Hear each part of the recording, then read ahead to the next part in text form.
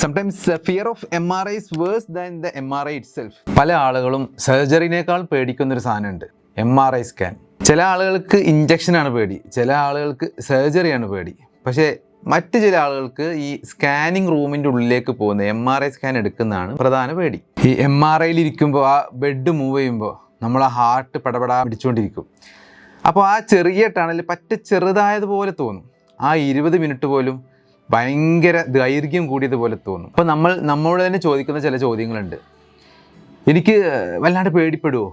ഞാൻ ഇവിടുന്ന് എനിക്ക് അനങ്ങാൻ പറ്റാതാവുമോ? ഇതിനുള്ളിൽ എന്തെങ്കിലും സംഭവിക്കുമോ? പല ആളുകൾക്ക് അറിയാത്ത ചില കാര്യങ്ങൾ പറയാം. MRI സ്കാൻ ഒട്ടും പെയിൻഫുൾ അല്ല, അത് ഒട്ടും റേഡിയേഷൻ റിസ്ക് ഇല്ല. നമ്മളൊരു CT സ്കാൻ പോലെയോ എക്സ്റേ പോലെയോ അല്ല. നിങ്ങൾ ആ റൂമിൽ അടച്ചിട്ടിരിക്കുന്നതല്ല, നിങ്ങളുടെ എല്ലാ ചലനങ്ങളും എല്ലാ സൗണ്ടും സംസാരവും എല്ലാം അവർക്ക് പുറത്തുള്ള ടെക്നീഷ്യന്മാർ നിരീക്ഷിച്ചുകൊണ്ടിരിക്കുകയാണ്. അപ്പോൾ ആ MRIൻ്റെ ഉള്ളിൽ നിന്ന് കേൾക്കുന്ന സൗണ്ട് എന്താണ്?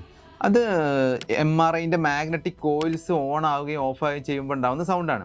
അത് പേടിക്കേണ്ട കാര്യമില്ല. അപ്പോൾ നമുക്ക് MRI പേടിയെ എങ്ങനെ മറികടക്കാം? നമ്മൾ ആ റൂമിനുള്ളിലേക്ക് കണ്ണടച്ച് എൻ്റർ ചെയ്യുക, അല്ലെങ്കിൽ കണ്ണടച്ച് കിടക്കുക, മറ്റൊരു കാര്യത്തെ പറ്റിയോ മറ്റൊരു സ്ഥലത്തെ പറ്റിയോ ആലോചിക്കുക, MRIയിൽ ഉപയോഗിക്കാൻ പറ്റുന്ന ഇയർ പ്ലഗുകൾ ഉപയോഗിക്കുക. പിന്നെ നമ്മുടെ സ്റ്റാഫുകളോട് പറയാം, നിങ്ങൾ ക്ലോസ്ട്രോഫോബിക് ആണെങ്കിൽ മറ്റൊരു ബൈസ്റ്റാൻഡറേക്ക് കൂടെ നിർത്താനുള്ള അനുവാദവും പല MRIകളും ചെയ്യാറുണ്ട്. ഇത്തരം കാര്യങ്ങളൊക്കെ ചെയ്യാം. Sometimes fear of MRI is worse than the MRI itself. നമുക്ക് MRIയിലൂടെ പല കാര്യങ്ങളും ഡയഗ്നോസ് ചെയ്യാൻ പറ്റും. Tumour, slip disk, meniscal injury, ligament injury, ഇത്തരം കാര്യങ്ങളൊക്കെ നമുക്ക് ഡയഗ്നോസ് ചെയ്യാൻ MRI അത്യാവശ്യമാണ്. MRIയെ പേടിക്കാതിരിക്കുക.